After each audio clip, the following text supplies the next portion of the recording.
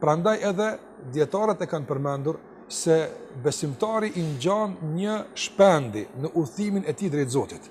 Dhe shpendi ka kokën për orientim dhe ka krahët për fluturim.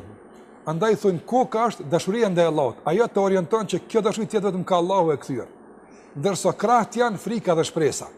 Dhe nëse gjithmonë një krah është i ulur dhe tjetri është i ngritur, atëherë fluturimi nuk mund të sigurt.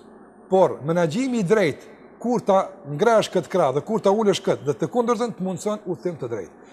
Kjo është njëjtë në kësaj bote. Ndërsa kur bie fjala për botën tjetër, atëherë një krah është shpresa dhe një krah është frika ndaj Zotit të mënduar. Dhe kjo është vetëm në këtë botë.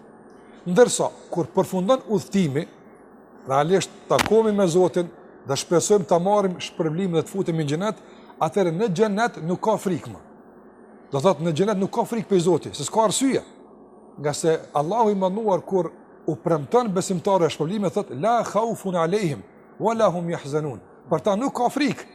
Nga se frika në këtë botë e ka pas një kuptim, e ka pas një simbolik, e ka luajtur rolin e vet, të ka ruajtur nga të ndaluarat, e ka menaxhuar në mënyrë të mrekullueshme jetën tënde dhe ka marrë fund tashmë.